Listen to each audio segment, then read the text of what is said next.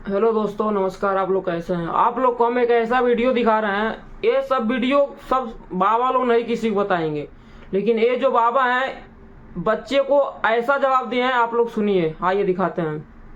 मेरा प्रश्न है, जब 1947 में देश आज़ाद हुआ था तब लगभग देश में मदरसा 88 थे और देश में गुरुकुल की संख्या 44,000 से ऊपर थी।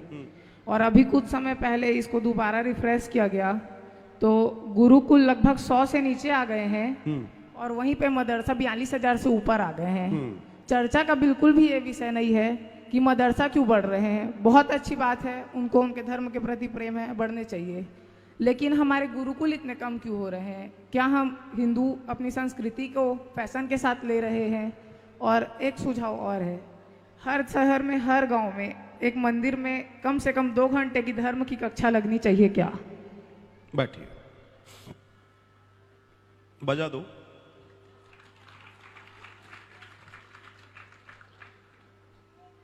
1818 मैकाले जाता है और इंग्लैंड की संसद में एक भाषण देता है। कहता है इस देश को जीतना बहुत मुश्किल है। इस्लामिक आक्रांता सिर्फ भारत पर नहीं आए, दुनिया के कई देशों पे आए और मैक्सिमम ज्यादा से ज्यादा समय लगा तो ईरान में लगा, 100 साल लगे, पूरा कन्वर्ट हो गया। उसके अलावा कई देश उससे भी कम समय में इस्लामिक हो गए। तो वो कहता है कि जब 800 साल में ये इस्लामिक आक्रांता जो आए वो इस देश को कन्वर्ट नहीं कर पाए तो हम तो बिल्कुल नहीं कर पाएंगे। कौन कह रहा है? मैकाले कह रहा है। उसने कहा मैंने इसका शोध किया है और वो शोध करके कहता है कि जब तक गांव-गांव के अंदर जो गुरुकुल बने हैं ये समाप्त नहीं होंगे तब तक इस देश पर राज्य नहीं किया जा सकता। क्योंकि जिस व्यक्ति के अंदर ज्ञान होगा उसको गुलाम नहीं बनाया जा सकता और गुलाम वही हो सकता है जिसके अंदर ज्ञान नहीं होता। तब उन्होंने एक एक्ट पारित किया जिसको एजुकेशन एक्ट बोलते हैं और फिर उन्होंने कहा कि जिस पर हम स्वीकृति देंगे वही पढ़ाई होगी और एक भी गुरुकुल को स्वीकृति नहीं और सारे गुरुकुल बंद हो गए। तब तक की जो साक्षरता की बात करेंगे 1818, उसकी अगर साक्षरता की बात करूं तो उस समय की हमारी जो साक्षरता थी वो 99% थी। कितनी थी? 99%। जहां घर घर के अंदर माताएं गीत गाती थी भागवत के श्लोकों की और बच्चे उसमें जीवन जीते थे। एक वो स्वर्णिम युग था इस भारत का। फिर धीमे धीमे जब एक्ट लागू हुए, उन एक्ट के वजह से हमारी एजुकेशन प्रणाली चरमरा गई और फिर उन्होंने हमको वो शिक्षा दी जो सिर्फ नौकर बनाती थी। अभी तक हम जिस शिक्षा को लेते हैं वो मैकाले की शिक्षा पद्धति है जो सिर्फ आपको एम्प्लॉय बनाती है, आपके मेंटेलिटी में भर दिया है मुझे एक अच्छा नौकर बनना है। यही तो एक पिताजी माताजी अपने बच्चों को कह रहे हैं अच्छा पढ़ ले, नौकर बनना है तेरे को अच्छी नौकरी मिलेगी। सपना है किसी का बिजनेसमैन बनने का, बड़ा मुश्किल से किसी के जीन्स में इफेक्ट रह गया हो तो वो कहता नहीं नहीं I will do my own business. यही है ना। तो उस मैकाले की शिक्षा पद्धति ने यह किया। अंग्रेजों ने सिर्फ यही काम नहीं किया।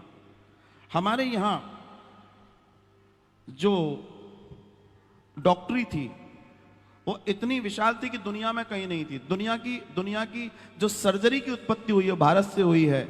ऋषि सुश्रुत, जहां मेडिकल कॉलेज इंग्लैंड के अंदर बाहर उनकी प्रतिमा लगी है, यहां लग नहीं सकती क्योंकि किसी अगर संत की प्रतिमा लग जाएगी तो बवंडर हो जाएगा। उन्होंने पहले शल्य क्रिया जिसको बोलते हैं सीजर, जो ऑपरेशन होता है चीरफाड़, उन्होंने सिखाई। लेकिन उस पर बैन लगाया गया और सारी चीजें इंग्लैंड चली गई। फिर आपने कहा कि आगे किस तरीके से इन चीजों को इम्प्लीमेंटेशन और कैसे किया जाए। हमारे यहां ये हो रहा है और यह स्थितियां हो रही हैं। बात ये नहीं है कि मदरसे बढ़ रहे हैं और या गुरुकुल कम हो रहे हैं। बात यह है कि हिंदू अपने बच्चों को सिर्फ और सिर्फ कॉन्वेंट और इंग्लिश स्कूल में भर्ती करना चाहते हैं। जब उनके दिमाग में यह चीज है तो गुरुकुल कहां से आएंगे? बात यह है। और गुरुकुल आएंगे तो वो व्यक्ति को महान बनाएंगे, गुरुकुल आएंगे तो व्यक्ति को लीडर बनाएंगे, मगर आज हम चाहते ही नहीं हमारा बच्चा लीडर बने, हम चाहते हैं हमारा बच्चा लीड हो, लीडर नहीं बने। क्योंकि हमारे दिमाग में भी वही है। एक सरकारी कर्मचारी के दिमाग में इतना ही है, बेटा बढ़िया नौकरी मिल जाए, जिंदगी अच्छी कट जाएगी, मेरी भी कट गई, तेरी भी कट जाएगी। इसके अलावा उसके पास ज्ञान नहीं है, क्योंकि इसके ऊपर कभी वो गया ही नहीं, उसके पास सोच ही नहीं है। और कभी गीता पे हाथ रख के आत्मा से कहलवा दो कि वास्तव में तुमने अच्छी जिंदगी जी है, तो आंसू निकल आएंगे, आंसू निकल आएंगे। जिसको वो अच्छी जिंदगी कह रहे हैं और अपने बच्चे को सिखा रहे हैं कि बेटा पढ़ लिख ले, सरकारी नौकरी मिल जाएगी तेरे को। भारत में सरकारी नौकरी के लिए लोग पागल हैं और विदेशों में प्राइवेट नौकरी के लिए लोग पागल हैं, क्योंकि वो काम करना चाहते हैं, मेहनत करना चाहते हैं, ज्यादा पैसा कमाना चाहते हैं, और यहां पर एक बार मिल गए उसके बाद तो सरकारी दामाद बनना चाहते हैं। बोला आग लगे ऑफिस में, तनख्वाह तो आएगी 30 तारीख को। ये मेंटेलिटी जब होगी तो गुलामी तो यहां से शुरू है। हम जाएंगे कहां? हमारे साथ सबसे बड़ी प्रॉब्लम यही है। और भी कुछ इसी बीच में एक क्वेश्चन था तुम्हारा, इस क्वेश्चन में कुछ और भी ऐड था ना, पहले वाले में क्या था? गुरुजी अगर हर एक मंदिर में धर्म की, नहीं, इसके पहले वाले क्वेश्चन में एक दो चीजें और ऐड थी कि एक हिंदू अपने धर्म को फैशन के साथ चेंज कर रहे हैं। राइट। एक हिंदू अपने फैशन को धर्म के साथ चेंज कर रहा है, ये 100% सही कहा तुमने। आप एक चीज देखिए, सनातन के दर्शन की अगर बात करूं और थोड़ा सा कड़वी बात करूंगा, जब कहीं सुंदर कार्यक्रम में, विवाह आदि में जाना है, झेलना मेरी बात को, संभालने की कोशिश करना, थोड़ा तीखा जा रहा हूं, तो जब पुरुष कपड़े पहनेगा तो उसका ज्यादा से ज्यादा शरीर ढका रहेगा। लेकिन आगे का शब्द आप जोड़ दीजिए, तो जब ऐसा होगा तो समाज कहां जाएगा? आज इस बात की दौड़ लगेगी कम कपड़े कैसे किए जाएं, वो समाज कभी उठ पाएगा? देह प्रदर्शन आम हो गया है, जिंदगी कभी उठ पाएगी? वो संस्कृति कभी उठ पाएगी? और यही हम गर्त में जा रहे हैं। फैशन के इस दौर में क्या हो रहा है मुझे बताने की जरूरत नहीं है। और सबसे बड़ी बात है कि इस नग्नता के दौड़ में मुझे उन पर भी ज्यादा नहीं है, मुझे उन पुरुषों के ऊपर कई बार हंसी और तरस आता है जो अपनी श्रीमती जी को लेकर आधे अधूरे कपड़े लेके बाजार में डोलते हैं। मुझे बस ये लगता है इनका पुरुष कहां मर गया। सोच के कई बार आश्चर्य होता है कि ये जो व्यक्ति जा रहा है दिखने में तो पुरुष लग रहा है, लेकिन इसका पुरुष कहां मर गया? इसको कैसे ये सहन कर पा रहा है कि दुनिया मुड़ मुड़ कर इसकी स्त्री को देख रही है और इसको कोई फर्क नहीं पड़ रहा। काश जमीन फट जाए और ये आदमी यही मर के दब जाए, क्योंकि उसको छूट मिली है, वो अपना काम कर रही है। तुम छूट कैसे दे पा रहे हो? आश्चर्य है। उसके संस्कारों की कमी हो गई, चलिए छोड़िए, तुम तो उसके ऊपर कम से कम बड़े थे, तुम तो। दर्शन ये है भैया, तो मामला अपने अपने घरों से देखें। छोटे बच्चों, जो छोटे बच्चे ना, माने छोटे बच्चियां, छोटे बच्चे, हम इनके बाजार से कपड़े खरीदते हैं। छोटे छोटे नन्हे नन्हे बच्चे, स्पेशली बच्चियां, उन बच्चियों को जब कपड़े पहनाए जाते हैं तो बच्चे जरा जरा से कपड़े हैं उनमें भी वो आधे अधूरे हैं। बच्चों पर कोई इफेक्ट नहीं पड़ता, कोई इफेक्ट नहीं पड़ रहा, बिल्कुल सही बात है।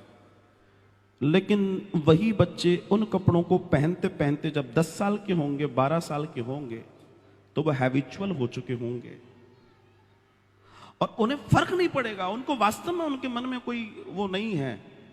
लेकिन जब आप उनसे मना करने जाएंगे तो वो कहेंगे इनमें प्रॉब्लम क्या है, हम तो बचपन से पहन रहे हैं।